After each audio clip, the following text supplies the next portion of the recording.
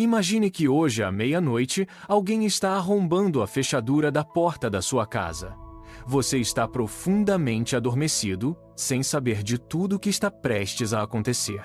Aquele invasor conhece cada vulnerabilidade de segurança da sua casa, até mesmo sabe exatamente em qual linha o alarme foi desconectado. Ele está atravessando o jardim, os cascalhos sob seus pés sendo esmagados, emitindo um som sutil. Se você acordar agora, quanto tempo você ainda tem para reagir? Quando as defesas desabarem completamente neste momento, o que você fará? Isto não é apenas uma hipótese sobre um roubo domiciliar. É um alerta sobre vigilância. Mateus 24 contra 43 até 44 apresenta um cenário grave. Se o dono da casa soubesse a que hora o ladrão viria, ele certamente estaria sempre vigilante, não permitiria que a casa fosse invadida à força. Essa sensação de urgência não se refere a um ladrão comum, mas sim a um momento que virá em hora inesperada. Quando o tempo chegar ao fim, as defesas falharem. Você já está preparado para receber aquele momento? Essa inquietação não é para te causar medo, mas para que você permaneça desperto todos os dias, garantindo que sua vida não deixe brechas fatais. Elias nunca se preocupou com a fragilidade das coisas. Ele vivia em uma mansão onde muros de pedra de 3 metros de altura cercavam cada centímetro de seu terreno. Do lado de fora, o mundo parecia incerto, mas ali dentro, ele se sentia intocável.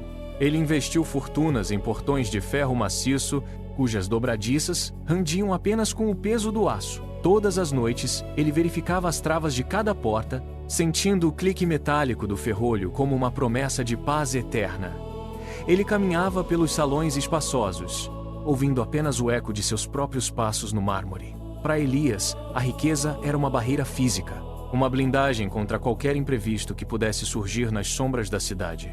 Ele ignorava os rumores constantes sobre a instabilidade da região, convencido de que seus sistemas de segurança eram infalíveis. Ele se deitava todas as noites com a certeza absoluta de que o amanhã seria apenas uma repetição de sua rotina controlada. Dentro daquela bolha de conforto, ele acreditava que o perigo era algo que acontecia apenas aos outros, nunca a quem possuía trancas tão pesadas e muros tão altos. A mansão era sua fortaleza, e ele era o único senhor de suas certezas, sem notar que a própria confiança se tornara sua maior vulnerabilidade. Naquela noite, a lua se escondeu atrás de nuvens densas, deixando o jardim mergulhado em uma escuridão absoluta. Elias dormia profundamente, o corpo pesado sobre os lençóis. De repente, um som cortou o silêncio da mansão. Um estalo metálico, seco e preciso, vindo da direção da despensa nos fundos. O ruído ecoou pelas paredes, como se algo estivesse sendo forçado contra a estrutura da casa.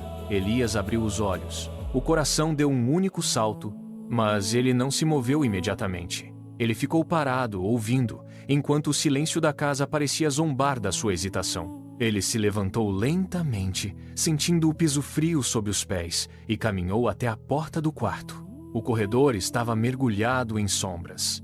Ele esperou, tentando distinguir qualquer movimento, qualquer respiração fora de lugar. Nada.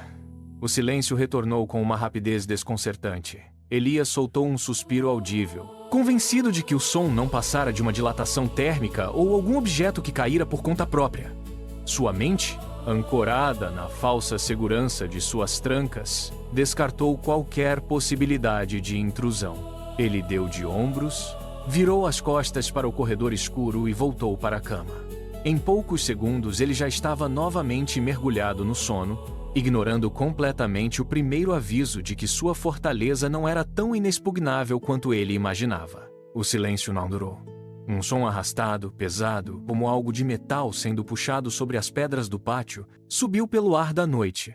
O ruído era contínuo, uma fricção constante que vibrava contra a estrutura da casa. Elias sentou-se na cama num solavanco. O peito subia e descia rápido, o fôlego curto. Ele tentou convencer a si mesmo de que era apenas o vento movendo algum móvel do jardim, mas o som não parava. Ele se levantou, os movimentos ainda hesitantes, e caminhou até a janela. O vidro estava gelado sob a palma de sua mão.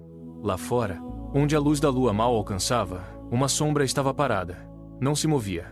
Estava exatamente no centro do gramado, perto da entrada que ele deveria ter vigiado. O coração de Elias martelava contra as costelas. Ele forçou a vista, tentando dar forma ao vulto, mas a figura permanecia estática, um recorte escuro contra o fundo cinzento. A preguiça que antes o dominava evaporou, dando lugar a uma inquietação que percorreu sua espinha. Ele tentou fechar a cortina, mas suas mãos travaram. O perigo não era mais um rumor distante ou um estalo isolado. Era uma presença real, ali, a poucos metros de distância. O conforto de sua mansão parecia ter se dissolvido, deixando-o exposto diante daquela silhueta que, a cada segundo, parecia observar cada movimento seu dentro do quarto. O medo, antes contido, explodiu em uma descarga de adrenalina. Elias abandonou a janela e correu para o corredor, tropeçando nos próprios pés. Ele precisava verificar as trancas, conferir a segurança que ele acreditava ser absoluta. Chegou à porta da biblioteca, girou a maçaneta com força, mas ela cedeu sem resistência. A porta estava aberta. O ar gélido da noite invadiu o ambiente, agitando as cortinas e trazendo o cheiro de terra úmida. O pânico subiu pela garganta. Ele correu para a entrada lateral, depois para a porta de serviço. Uma após a outra, as passagens estavam escancaradas, como se tivessem sido convidadas a se abrir. O metal das dobradiças rangia suavemente, um lamento que confirmava a invasão. Ele tateou as paredes buscando os trincos, mas encontrou apenas o vazio onde a segurança deveria estar. A casa, antes uma fortaleza silenciosa, agora era uma estrutura vulnerável, atravessada por correntes de ar que sopravam o frio diretamente para dentro de cada aposento.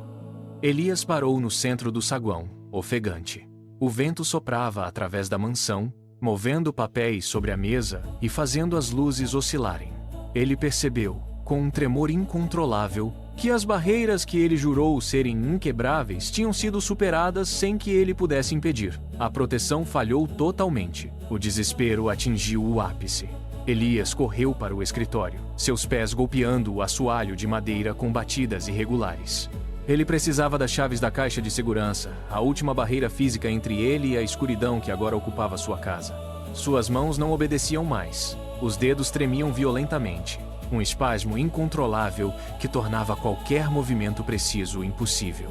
Ele alcançou o molho de chaves sobre a mesa, mas o metal escorregou entre seus dedos suados. O som foi um estalo seco, seguido pelo tinido metálico das chaves batendo na madeira.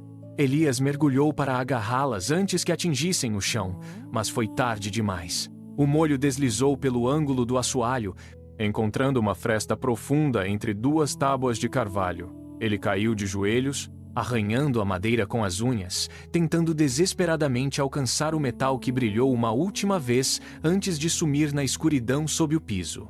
O espaço era estreito demais para seus dedos. Ele empurrou o assoalho com força, mas a estrutura era sólida e intransponível. A última chance de trancar a casa desapareceu naquele vão.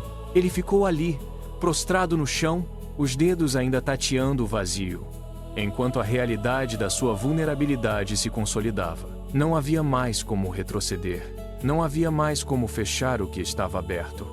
A falha era total, definitiva e irreversível. Elias permanecia de joelhos, com a respiração curta e pesada, o peito subindo e descendo em espasmos. O silêncio do escritório era absoluto, até que um som rompeu a quietude. Era um rangido metálico vindo da escadaria principal. Passos firmes, pausados e deliberados, subiam degrau por degrau. Cada impacto das botas contra a madeira ecoava como um martelo. Elias levantou a cabeça. Seus olhos focaram na fresta da porta do quarto, que estava entreaberta. Os passos cessaram logo diante da entrada. Não havia mais para onde correr. Nem trancas para girar, nem muros para sustentar sua ilusão de controle. O tempo de preparação havia se esgotado completamente. A maçaneta começou a girar. Um movimento lento, constante e sem hesitação. O metal rangeu contra a trava, forçando a madeira a ceder. A porta abriu-se, revelando uma nesga do corredor escuro. Elias recuou, suas costas colidindo com a parede fria. O espaço entre a porta e o batente aumentava centímetro a centímetro, permitindo que a sombra do invasor se projetasse para dentro do cômodo. Ele observava a fresta, paralisado, sentindo a inevitabilidade do confronto. A porta continuou sua trajetória, revelando a silhueta estática que agora preenchia todo o vão da entrada, bloqueando qualquer saída possível. A figura parada na entrada não era um ladrão comum em busca de bens materiais. O cenário de terror na mansão de Elias dissolve-se, revelando a parábola contida em Mateus. O Senhor virá em um momento em que ninguém espera, como o invasor que conhece cada brecha da segurança humana. A lição não é sobre viver sob o domínio do medo, mas sobre a integridade mantida em cada escolha diária.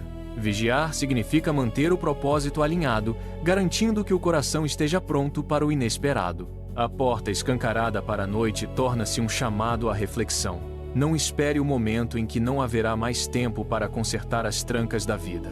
A preparação espiritual é o único escudo que permanece intacto quando as defesas físicas falham. Se esta mensagem trouxe clareza ao seu coração, inscreva-se no canal para acompanhar mais reflexões que orientam a sua caminhada. Mantenha-se atento, pois a verdadeira segurança reside na prontidão da alma. Vigie, viva com integridade e não permita que o inesperado encontre sua casa desprevenida.